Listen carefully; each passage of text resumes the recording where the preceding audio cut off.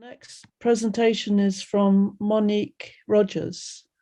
Monique, over to you. Hi, thank you so much. I'd like us to all start off, actually, if you may have read in the bio of in my abstract, I'd like to start off with a visualization. And so I ask everyone to, where you are now, just to come into account wherever you are, whether it's seating, cross-legged, to tune into your body. And this is, all of us are from different spaces, different countries, different conversations. We've had, different things to eat. And so our experiences are entirely different. And so I use this connecting breath, and we'll take 5 breaths together, both inhalation and both exhalation through our nose. I ask you to close down your eyes. Lengthen your spine. And this is an invitation to drop into your body, to feel grounded. This is an invitation to connect to your body and to connect to each other. Softening your face, softening your jaw, softening your shoulders, your hands, your hips, your thighs, your legs. Feeling a deep grounding in your body.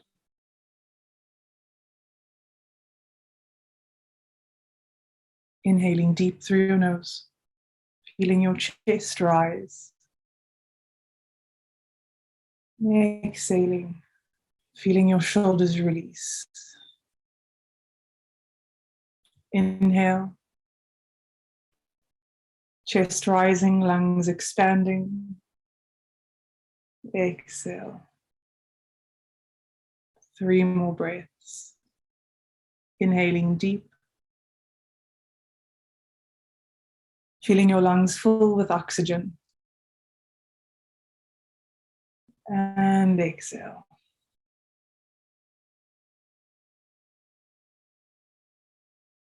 Inhale, drawing that inhalation up through your spine.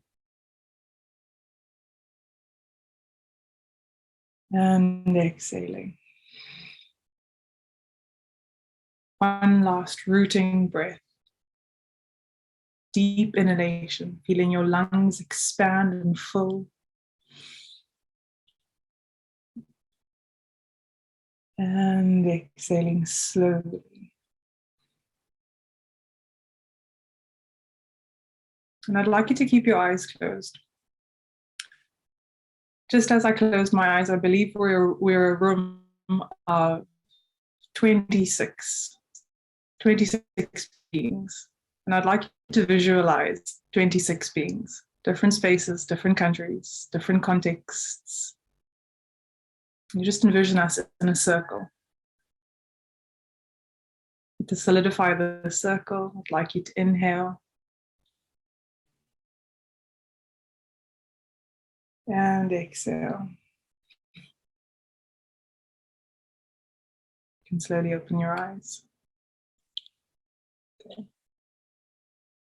Thank you for moving through that with me. I'm going to share my screen with you.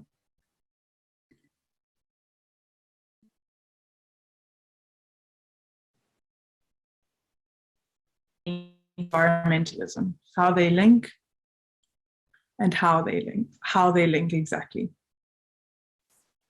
It's an intersectional look at species decline and the perspective of poachers specifically in South Africa. And I used our visualization and our breath in the beginning because it's something hard, and even through the storytelling and through the sharing of a poacher's perspective, I feel a heaviness in my body. And so to prep us, I use the breath just to ground, so as to digest. And I ask that, and I hope my intention for this presentation is for what I share to be received in the way that I intended to. So K point is, and it's this visual over here, these 3 visuals, possibly one of the most beautiful spaces in South Africa, big tourist attraction, and a space that is protected, a national reserve. And I start my story there. I was diving with a group of friends, a mixture of conservationists, foragers, storytellers, creatives. And we had bride, which is the South African word for barbecue. And we had set it ourselves up, and we had come up from about an hour of diving. We sat and we were decompressing, we were sharing stories, and an entirely connected and gentle experience. When a guard and law enforcement truck pulled up, one after the other, were about 7, and they aggressively pulled up in the same parking lot that we were at. And we could just hear tires screeching and stones flicking in every direction. And naturally, our interest, piquing our curiosity, we looked up to the side, and we realized that this was on the side of the truck, there was the poaching unit of the law enforcement department. And of course, because Cape Point has 2 currents running alongside it, there's a very unique ecosystem. And so the life that is in that area is not only diverse, but incredibly abundant. And one of which the species is abalone. And abalone can be found on all coasts of all continents, just apart from Antarctica.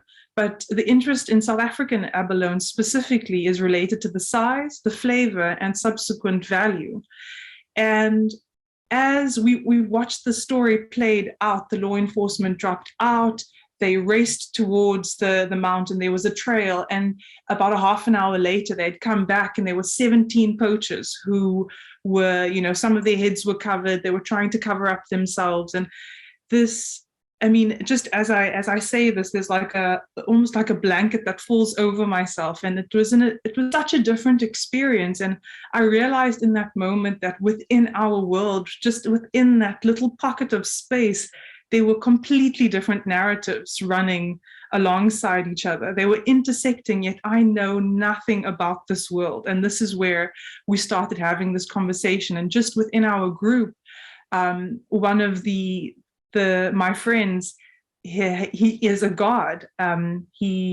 It's not a part of any law enforcement, but because he lives in the Cape Point region, he is a part of the volunteer poaching guard. And he shared some stories with us, which then led me to finding out and researching further about a book called Poacher. I dived into this. It was a very quick read, and it's essentially the story from the perspective of a poacher, and it was written in prison. And there's this little extract that I have screenshot, and it's from the writer. He writes, "I wrote every word from this book from within the walls of a prison, and this is not a book about prison, and neither is it a story about my life. I'd rather say it's a chapter of my life as a man who chose abalone poaching as a means to provide for his family." I struggled when I first read that because I can't relate to that at all. And that's exactly the importance of this story, because I speak from a place of privilege. And so it's easy for me to advocate environmentalism, and it's easy for me to advocate things that are within my reach. Whereas a vocabulary of environmentalism doesn't necessarily even exist for someone who cannot ensure his own family stability and security. So I speak a lot to this reading, or this book rather. I draw some images from his sharings. This is what abalone looks like. This green part over here is the flesh. The flesh is the most valuable part, and this is why it's poached. And there's this translocal connection between South Africa and China. There's this this black market that exists between the 2 continents, the 2 countries. So actually, what happens is the flesh is shucked underwater, if you can, and the shells are left. And this is what it looks like. If you're diving in those areas, if you're diving in Cape Point, you'll see shells and shells, empty shells of abalone. left behind if divers can manage to shuck them underwater. And the locals refer to abalone as pearly. The Afrikaans name for abalone is perlemoen. It comes from the Dutch word mother of pearl.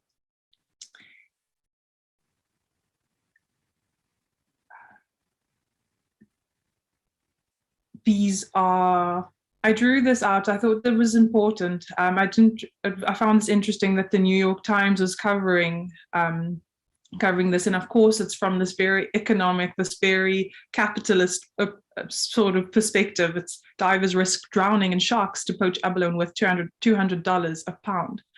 And there are two sort of things that come to mind here. There's the $200 a pound, but then there's also that someone would risk their life. They would risk drowning. Often poachers don't know, they aren't strong divers. They're not strong swimmers. They're not familiar with ocean life, but they're doing this because it is a job, because it means money, which I found was, of course, yeah, I want to say interesting for a lack of a better word. And then something that our local newspaper covered is abalone poaching. Abalone poachers bemoan unemployment amidst clashes with police. So when they're caught, this is what is a common conversation between poacher and authority is unemployment. This is what comes up.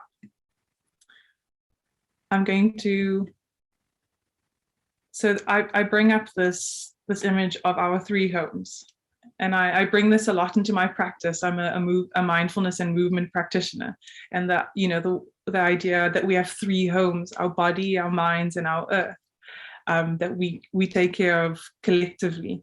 And I put myself, and I just ask myself, how can I encourage someone to advocate care for the planet, where I know full well that there isn't provision for care for the self, their own bodies and their own minds. I'll stop my share for a second as I share with you some facts on what the ecosystem used to look like on a South African shore. Once packed with perlemoen, the reefs would go on for hundreds and hundreds of kilometers. This was just 25 years ago. Now traces remain, just those that have escaped detection and that are the areas that are too dangerous to access. Just 25 years ago, in the last 25 years, 50,000 tons of abalone has been poached, which equates to roughly 130 million pieces, or 30 million beings. What this looks like to a poacher is on an event or a hunt or a dive per day, what they could come away with or a job would be 10,000 Rand, which equates to 500 pounds per day or per job. I interviewed law enforcement, guards, and a poacher, and people across our community, and I asked questions along the lines of what the link between, or why do you think people poach, and what can be done about it, and how is it still rife despite provision being made and protection and areas being conserved. And what it came down to was that it was a matter of survival. The abalone poaching in South Africa is a social economic reading of post-colonial South Africa. It's so interweaved with the drug world. And on what came up majorly in all the interviews was money, and how intertwined it is with gangsterism. Despite its danger, people still do. And so I ask myself, what do we do here? Like, where do we go from here? What does this look like in terms of an environmental approach? And my humble offering is intersectional environmentalism. It's looking at environmental justice as not a standalone advocacy. It's treating not only treating the symptom, but really understanding that intersectionality is a more holistic approach. It's looking together at how environmental and social justice overlap. So an intersectional environmentalist is being one who believes in inclusive environmentalism in order to create a sustainable future. We have to take care of both our planet and the people in it. And so the social awareness allows for a wider understanding and an adapted approach, adapted methods. So in doing so, and when we can adapt the methods, when we make environmentalism more inclusive and more accessible, we empower populations who cannot participate currently. And in that inclusivity, we become a more diverse and powerful group. And I think that's probably what's the most optimistic thing for me. And that's why I've been drawn to intersectional environmentalism, because I can go from feeling incredibly overwhelmed to suddenly feeling like, right, we actually have something that's totally within our possibility, that we have something that's totally within our realm, within our capacity. And so that brings me to my sharing in closing. It's not so much a poem as it just is a share. I toggle sporadically along the spectrum between anger and understanding. Anger for depleting oceans, now holding vast emptiness. I feel the life leave my body at images, news, the overwhelming reality of our now. Understanding. I can understand why. I can understand you're back against the wall, cornered between the ground and no options and no opportunity, no support, nowhere to go. I understand. There's no work, there's no security, there's no stability. I can understand. It is the choice between life within your home, your children, your wife, life in your home, your very body. How can I preach to you to care for our planet? And how can I preach this from my space of privilege to care for our planet when who is caring for you? At what point then is compassion condoning? I pledge compassion, a compassion that will never lead to condoning, holistic intersectional understanding of environmentalism. I pledge understanding that planet care and people care are overlapping. I pledge the understanding that climate justice is social justice and social justice is climate justice. Thank you. Thank you very much, Monique. And you already have some dialogue going on in the chat box, and Matt has raised his hand. No, actually, I clapped my hand. You clapped your hand. Let's see. I think, Emma, you have a raised hand. A raised hand, yes. Thank you, Monique. I found that really powerful and beautiful, and also very effective emotionally, partly because we began with that grounding visualization, which was great, and I think was so relevant because you were speaking about care, you know, social justice and environmental justice overlapping, and that you prioritized that beginning with the identification with our bodies being important, and that really affected the way that I then received your storytelling about this event, where you witnessed the chase and the arrest and the drama of that and the reality of that, and that kind of painful reality of witnessing those men, and presuming men for some reason, I don't know why. Yeah, and I really related very strongly to the sadness of that, you know, the fact that they were in that position. It actually reminded me of a time when I was living in a town on a very busy high street, not far from here in Torbay. And out of my window, I heard police cars, and there was a bank robbery happening. And I heard the chase, and I heard the woman and the man running out of the bank. And the woman was shouting after the man, "Run, Spider, run." and he was running down the street and the police were chasing after him. And my emotional reaction to that at the time was just feeling like I wanted the man to get away, really, without knowing anything about the story or his story or the experience. The violence for the people inside the bank, of course, would have been devastating. But I just really related to your weaving this story of how, if our basic needs for shelter and feeding ourselves and clothing ourselves can't be met, then it's very difficult to consider and to make changes in our lives that consider the other species, and prioritizing their survival over our own is a really difficult thing to do. And thank you for the way that you spread that out for us and shared that so beautifully and eloquently. Thank you. Emma, thank you so much for your share, if I may say. I think it's such a vulnerable thing to share. You know, I think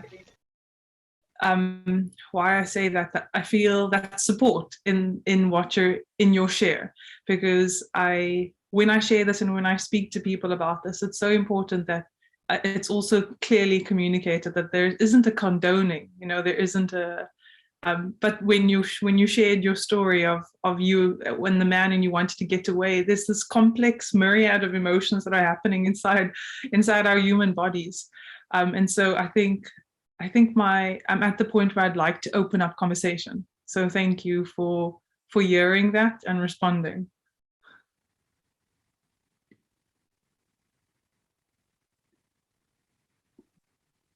I haven't had a chance to read anything yet as I was presenting, but I will as I'm not sure, maybe I'll take this minute now because I don't, let's see.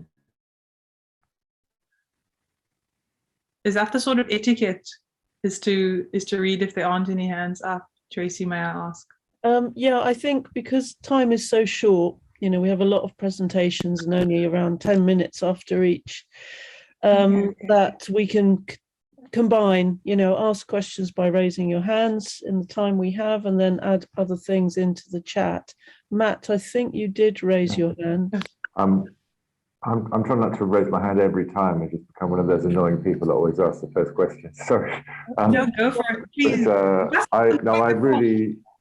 found that very powerful, especially the way you situated it in a personal encounter. And it I mean, I'm not going to start going off on my own stories now, but those encounters that suddenly bring you up against the limit of your own experience, and you suddenly realize this as well. Just you know, even where in a small, sheltered little English town where I live, I've had experiences like that more than once. And I really just wanted to say, I guess it's a word we all might use, but I just found it such a helpful word, gangsterism, because it seems to me it's you know, it's something, it's a tendency, it's a behaviour, it's a mode of operating that you could look at locally, you could look at internationally, you could look at government level. That which you're setting your face against, and it's not simply about biodiversity, but it applies to biodiversity and to global and social justice in people terms. So, yeah, thank you for naming that. Keep that.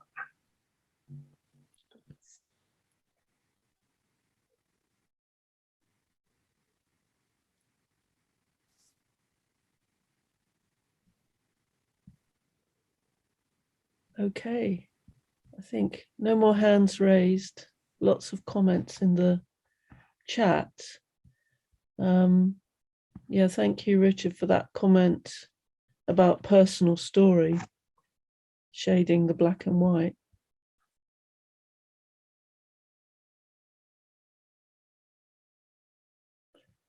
I'm conscious that we're leaping around, you know, in our presentations, but I think at some point we'll see some recurring elements and aspects.